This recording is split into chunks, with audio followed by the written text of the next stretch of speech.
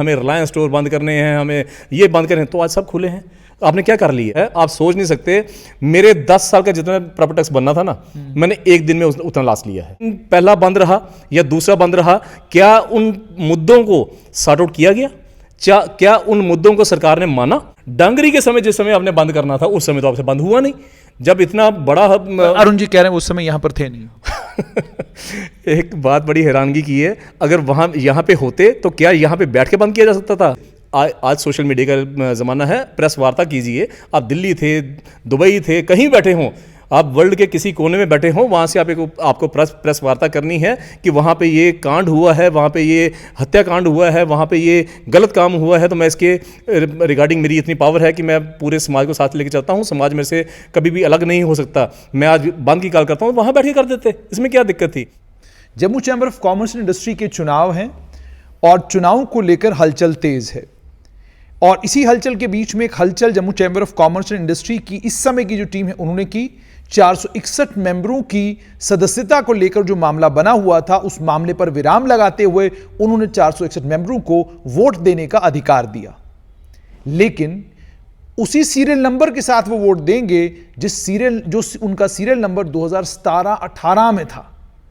उसके बाद भी जाहिर सी बात है चैम्बर के मेंबरान बने हैं, उसका क्या होगा? और ये 461 मेंबरों को अचानक वोटिंग राइट्स देने का कारण क्या? इसी पर बात करने के लिए मेरे साथ रमन सूरी हैं। रमन जी, धन्यवाद समय देने के लिए। पहले तो मुझे ये बताइए कि आप भी Jammu chamber of commerce and industry के एक मेंबर हैं। मेंबर के नाते आपसे जानना चाहूंगा कि ये जो 461 लोगों को अचानक उनको सदस्यता भी मिल गई, चुनावों में पार्टिसिपेट करने का अधिकार भी मिल गया, ये कारण आपको क्या लग रहा है?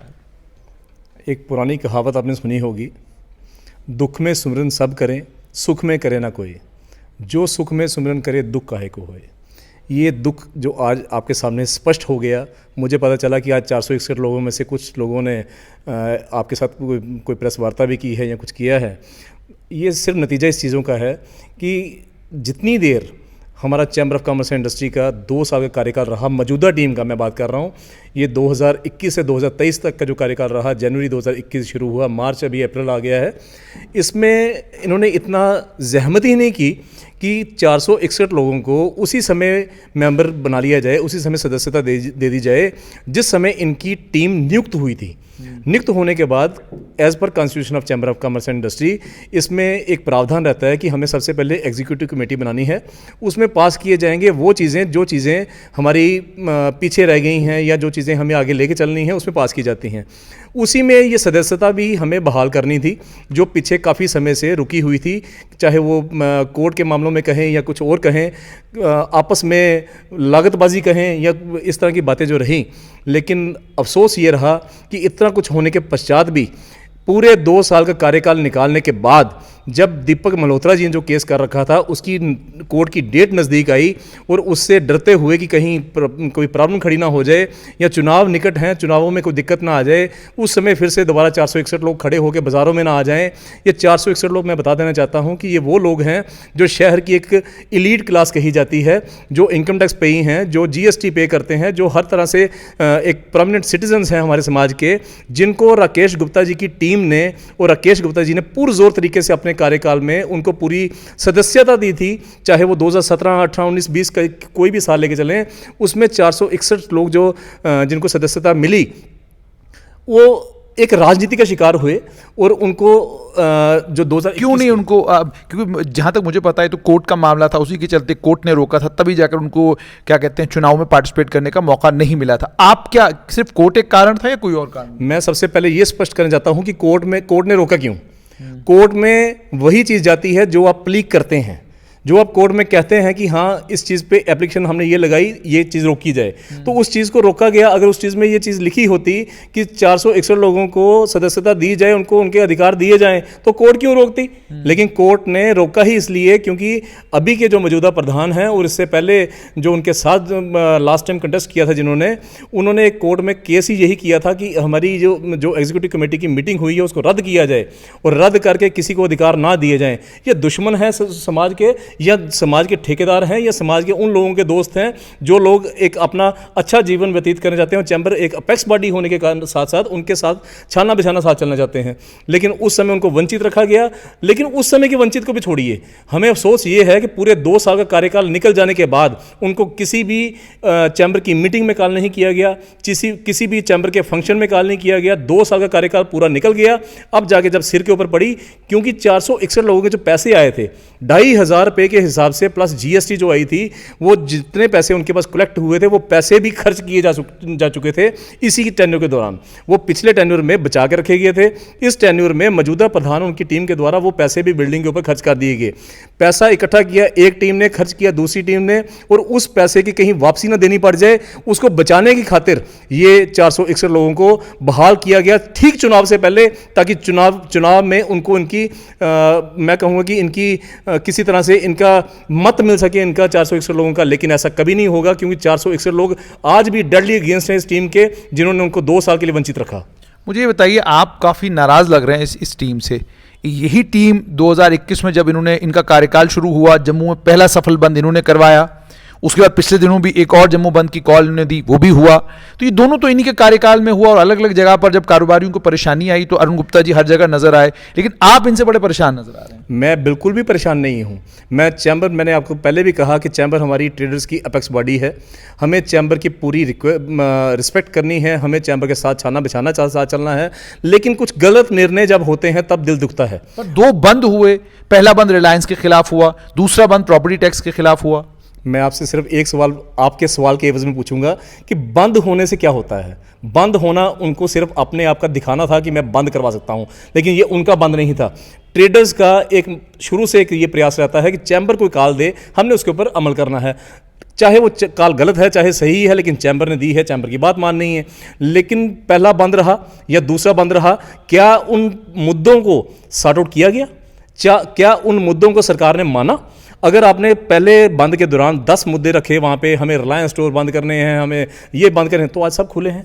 आपने क्या कर लिया? एक दिन का बंद करवा के आपने इतना नुकसान करवा लिया ट्रेडर्स का कि अगर आप स्मूथ चलते, आप बंद नहीं करवाते, तो शायद सरकार आपकी बात मान लेती। आप उसको कोई भी चीज़ मनवानी हो उसका एक तरीकाकार होता है, आप उसको रिटर्न में एक एजेंडा बनाइए कि ये हमारे समाज में दिखते हैं, ये हमारे समाज को ट्रेडर्स को दिखते हैं। आप कह रहे हैं जो पहला बंद था वो फेल हुआ? 100% फेलियर था। बंद करवाना मैं समझता हूं कि एक बहुत बड़ी बात नहीं है। आप कल सुबह दीजिए, मैं कल सुबह दूंगा, मैं सुबह बंद करवा दूंगा। क्यों?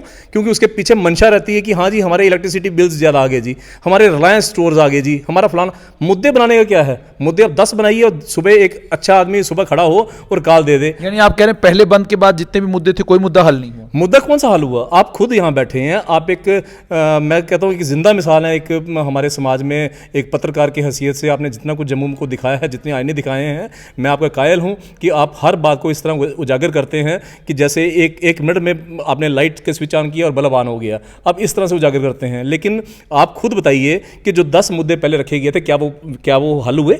डांगरी के समय जिस समय आपने बंद करना था उस समय तो आपसे बंद हुआ नहीं। जब इतना बड़ा अरुण जी कह रहे हैं उस समय यहाँ पर थे नहीं। एक बात बड़ी हैरानगी की है, अगर वहाँ यहाँ पे होते तो क्या यहाँ पे बैठ के बंद किया जा सकता था? यहाँ हम कमरे में बैठे हैं, यहाँ से कोई भी आपने कॉल निकालनी है तो आपको कॉल निकालनी है अपने मोबाइल से।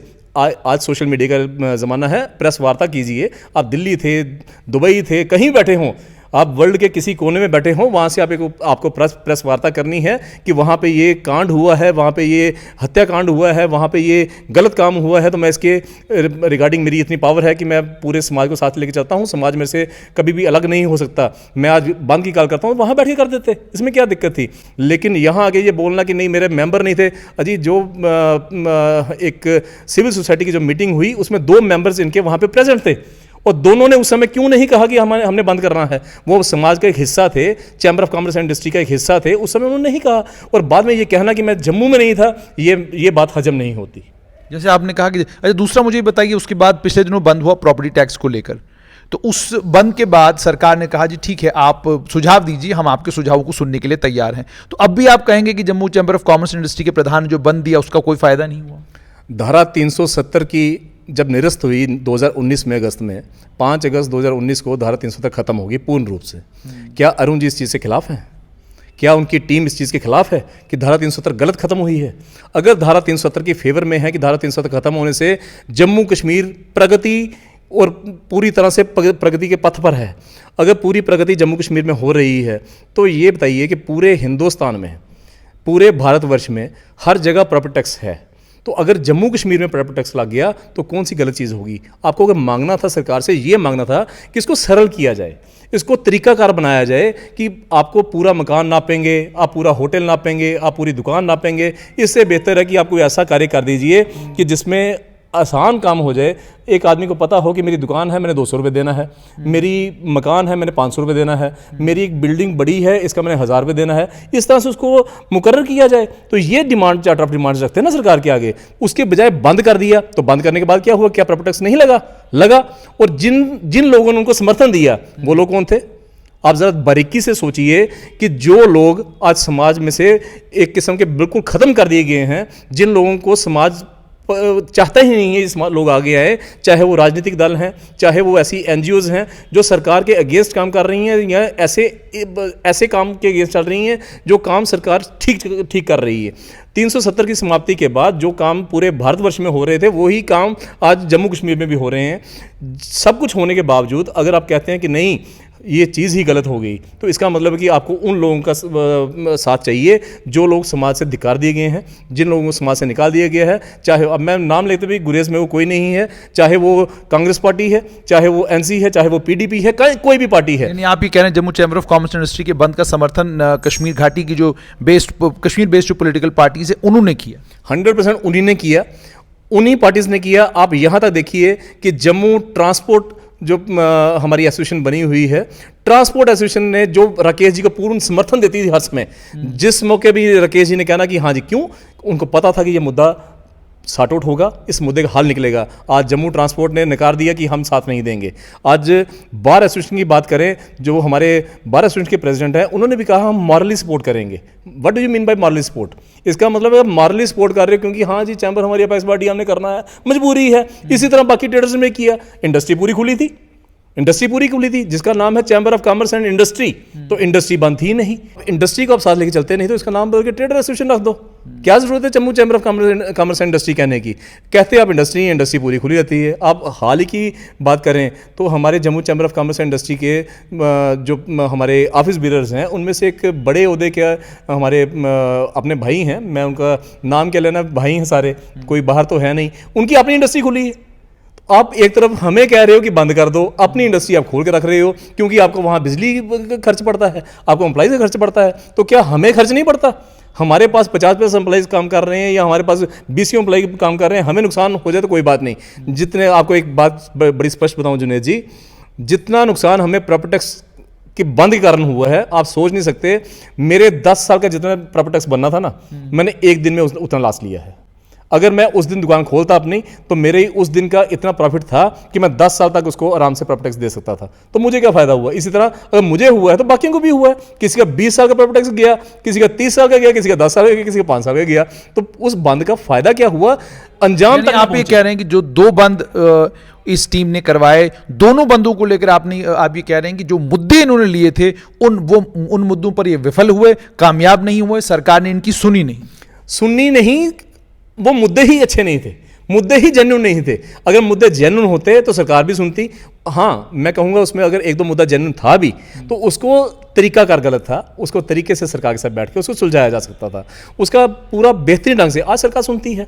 हमारे पास यहाँ पे माननीय हमारे उपराज्यपाल जी बैठे हैं, मुझे लगता है कि सक्षम है और जितने बेहतर ढंग से वो जम्मू कश्मीर को चला रहे हैं, मैंने नहीं देखा आज तक इस तरह से सरकारी चलते हुए। आज हमारी रिंग रोड्स बन रही हैं, IIM बन रहे हैं, IITs बन रहे हैं, मेडिकल कॉलेजेस बन रहे हैं। आज हमारी रोड्स की स्थिति देखिए, आज हमारे पुल को देखिए, आज हमारा लेक का प्रोजेक्ट देखिए। जो लोग कहते थे कि लेक कहाँ है जी, फलानी चीज़ कहाँ है जी, आज हर चीज़ का प्रोजेक्ट जो है वो बेहतरीन ढंग से चल रहा है। वो क्यों चल रहा है कि हमारी ऊपर एडमिनिस्ट्रेशन, ऊपर हमारा सिस्टम पूरा सेट है। वापस इसी चुनाव पर आते हैं। आपसे जानना चाहूंगा रमन जी कि इसका मतलब साफ तौर पर आप ये कह रहे हैं और खुलेआम आप ये बात कह रहे हैं कि जो इस समय की टीम है आप उसके विरोध में वोट डालने वाले हैं? 100% मैं टीम की बात नहीं करता, लेकिन टीम का जो अध्यक्ष हैं, जिनको अच्छे ढंग से चलना चाहिए था, जिनको सिस्टम के साथ चलना चाहिए था, उनको पता होना चाहिए था कि मैं क्या क्या मांग कर रहा हूँ और उस मांग को कहाँ तक ले जा रहा हूँ। एम्स की एजिटेशन हुई तो उसको एंड तक लेके जाया गया। रिटर्न में जब तक लास्ट में हमें सिर्फ लास्ट में चिट्ठी आई कि हाँ जी एम्स बनने जा रहा है, लेकिन उस समय भी राकेश गुप्ता जी ने कहा नहीं, पहले एम्स अगर जब तक हमें रिटर्न में सरकार नहीं देगी हम एजुकेशन वापस नहीं लेते। एजुकेशन कामयाब हुई। सुचेतगढ़ बॉर्डर की बात करेंगे, सुचेतगढ़ बॉर्डर के लिए राकेश गुप्ता जी ने खुलेआम कहा, अविनाश राय खन्ना जी को कहा उन्होंने कि यहाँ पे बॉर्डर को आप टूरिज्म प्रोजेक्ट में लेके चलिए। आज वो प्रोजेक्ट फाइनल हो गया। इस तरह के अनेकों प्रोजेक्ट्स हैं। हमारे चैम्बर ऑफ कॉमर्स इंडस्ट्री के प्लेटफॉर्म पे कौन लोग नहीं आए। उस समय की भीड़ देख के और आज की भीड़ देख के मुझे लगता है कि हम बड़ी पीछे रह चुके हैं। आज हमारा 5 साल पहले का चैम्बर और आज के चैम्बर में डिफरेंस देखिए। आप देखिए कि राकेश जी के कार्यकाल में क्या कुछ वहाँ पर हुआ, क्या कुछ डेवलपमेंट्स हुई। 1 करोड़ कुछ लाख रुपया सरकार से लेके चैम्बर ऑफ कॉमर्स इंडस्ट्री की तरक्की की गई और यहाँ हमारे ही मेंबर्स के और वो 461 लोगों के पैसे से चैम्बर की बिल्डिंग खड़ी की गई जिनको लास्ट मोमेंट तक इनकी अधिकार नहीं दिए गए। इतना कुछ होने के बावजूद अगर हम कहेंगे कि अभी भी ये कार्यकाल सही था, तो मैं समझता हूँ कि जनता को अभी समझने की ज़रूरत है, उसको पूरे परखने की ज़रूरत है। मैं हर बात की डिबेट के ऊपर बात कर सकता हूँ, हर बात के ऊपर डिबेट कर सकता हूँ, हर बात के ऊपर चर्चा कर सकता हूँ कि हाँ जी ये हुआ, उनके कार्यकाल में ये हुआ, उनके कार्यकाल में ये हुआ। दोनों पक्ष रखिए। आप जितनी देर तक डिबेट करते रहेंगे मैं उसका जवाब देता रहूँगा।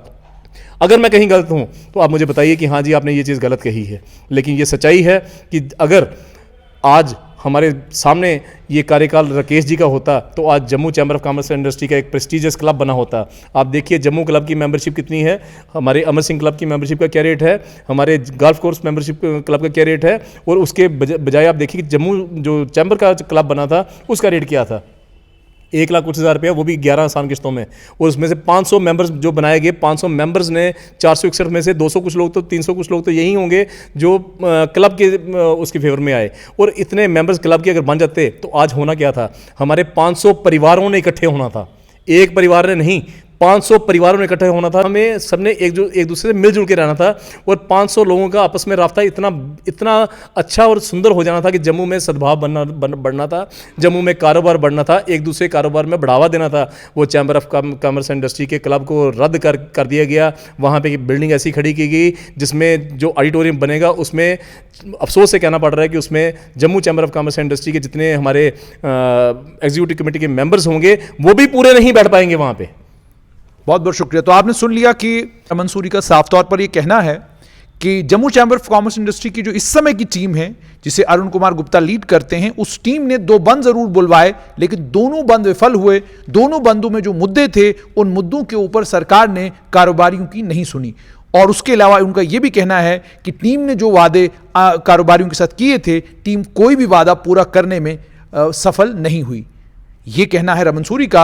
हम ये भी देखेंगे जो अरुण गुप्ता के साथ जो लोग हैं उनसे भी बात करेंगे और उनसे भी जानेंगे कि वो इस समय के जो Jammu chamber of commerce industry के प्रधान हैं उनके बारे में क्या कहते हैं।